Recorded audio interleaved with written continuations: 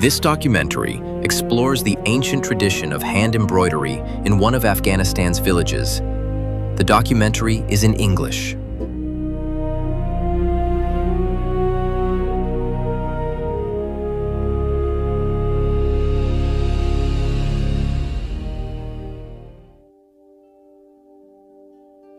Our village, in its calm and white winters, presents a different image of life.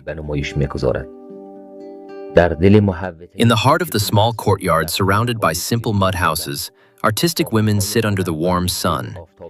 And with delicate movements of needle and thread, they breathe life into astonishing designs full of color and meaning on the canvas of fabrics. These are patterns that carry a history within them.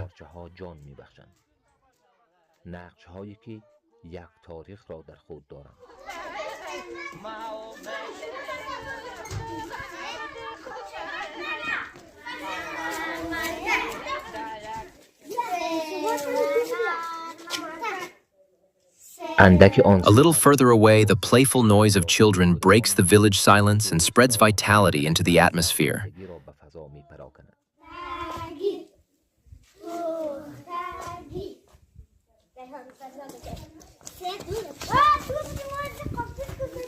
The bleating of sheep, busy chewing grass in the winter setting, and the crowing of a rooster announcing the start of a new day blend together and turn the village into a living symphony of life and nature.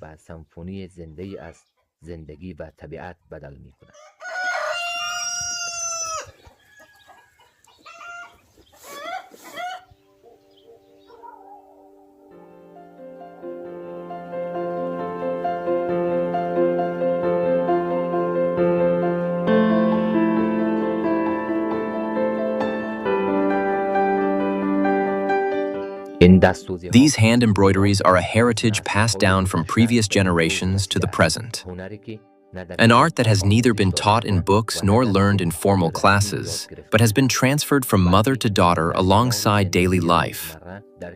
Amid the cry of a child, the aroma of freshly brewed tea, and the gentle sound of the village sheep. I learned this embroidery from my mother. My mother used to do kamak, and she told me to undo the stitches and sew it again following her work. We used to do these under the dimmest lights of the time. At night, we would gather together and embroider. The women of this village, though many of them are illiterate, have minds and hands full of endless creativity and passion. With every stitch they sew, they write a story of life on the fabric, a story woven with colors, love, culture, and the nature around them. Their designs are drawn from their memories, from the wildflowers of the nearby fields, the starry sky of the village nights, and from the traditional patterns shaped generations ago.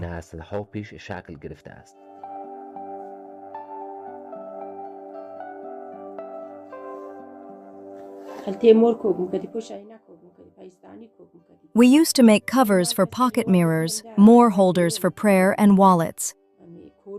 These days, it has become common to do embroidery even for decorating men's clothing.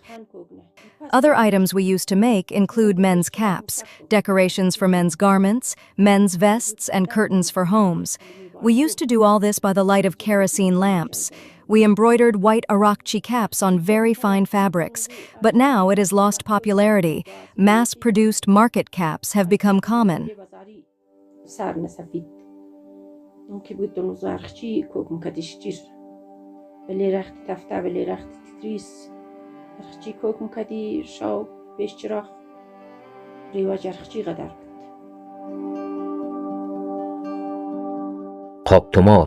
Kaptamar, Arikchi, Balkok, Garaf, and Kamak sewing, and various other Sarchadar motifs. Unique arts that have been used for adorning men's and women's clothing since ancient times, each used for a specific purpose.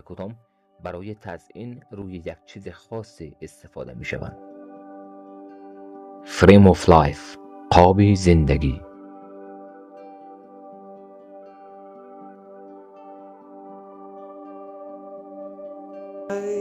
بین مردم جاغوری کس در رقم کوک رواجه Among the people of Jaghori, various kinds of hand embroidery are common.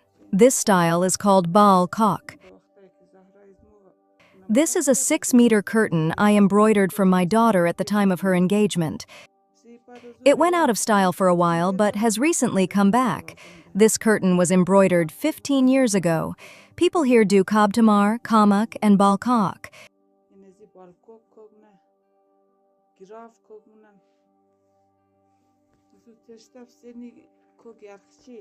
This is an embroidery called Arakchi, done with great delicacy. From all the hand embroidery I did in my youth, only this Arakchi cap remains. Now that some types of embroidery are becoming popular again, I make these small handkerchiefs.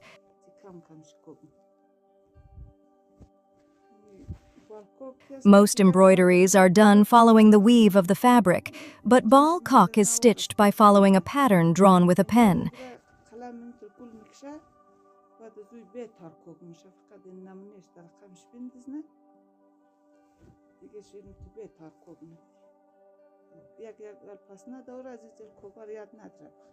In the past, when we had strong eyesight, we used to embroider Arakchi, which is very delicate, for men's caps.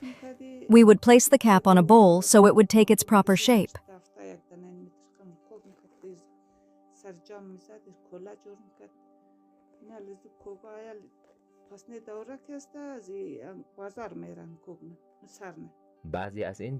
Some of these embroideries have lost popularity and are no longer practiced. Garaf is one such embroidery, sewn with great finesse, but now rarely used.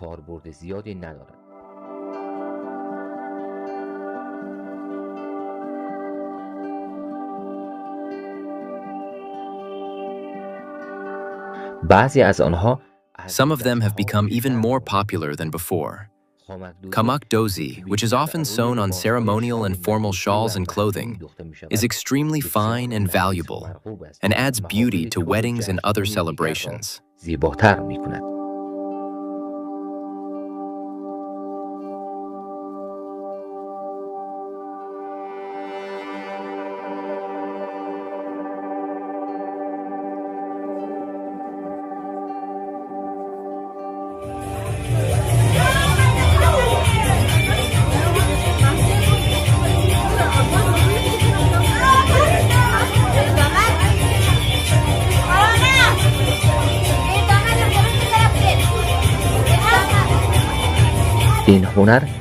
This art is not only for beautifying clothes, scarves, and curtains. It is a testimony to the culture and identity rooted in the history of these people. Every stitch on the fabric is like a poem read in silence. A poem that reminds us that art is alive even in the most remote corners, and it lives in the hands of these women.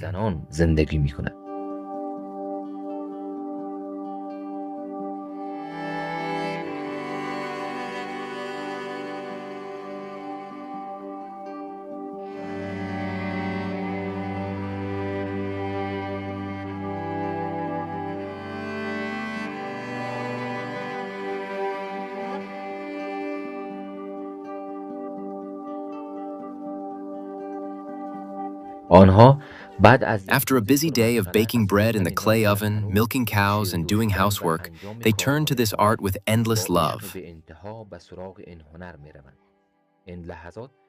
These moments are not just work for them, but a piece that becomes more embedded in the fabric with each stitch. Their embroideries are not just pieces of cloth, but mementos of patience, love, and art. Mementos that adorn not only their homes, but also our hearts.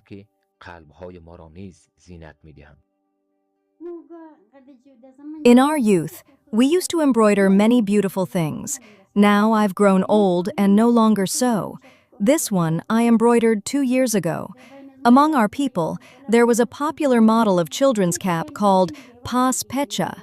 For decoration, we used to do bead embroidery. We embroidered Arakchi caps for our husbands. The things we used to make, the current generation doesn't know how to do them at all. I used to embroider women's scarves and shawl garments. Kabtamar embroidery is used for both women's and men's clothes, and also for decorating the cuffs of women's sleeves. This kind of embroidery is drawn with pen first. The pattern is sketched onto the fabric and then stitched over. It's done with raw silk thread, kam, which has recently become popular. I embroidered this curtain 2 years ago. In the past, all this embroidery was done under the weakest lights, from kerosene lamps to alkene lanterns.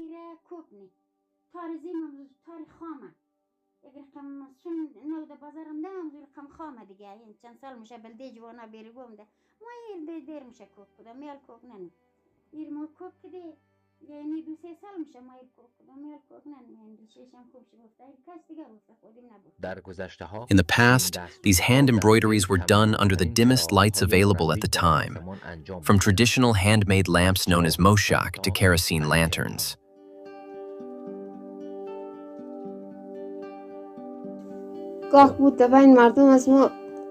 In the old days, among our people, various kinds of embroidery were common. Hamak, scarf borders, sleeve cuffs, arakchi caps for men. We prepared kabtamar and scarf borders for ourselves. We embroidered balkak and kamak for house curtains and cloth hangers. So many styles were in use.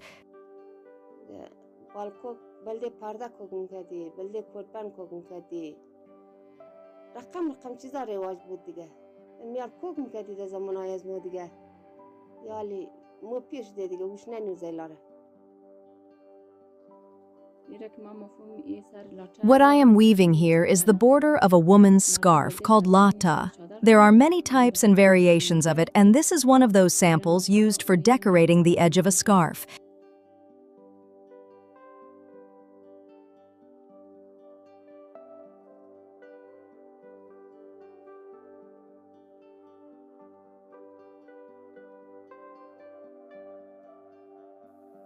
This documentary is produced by Ali Aga Daltimore for the Frame of Life channel. You can get in touch with the network through the following contact links.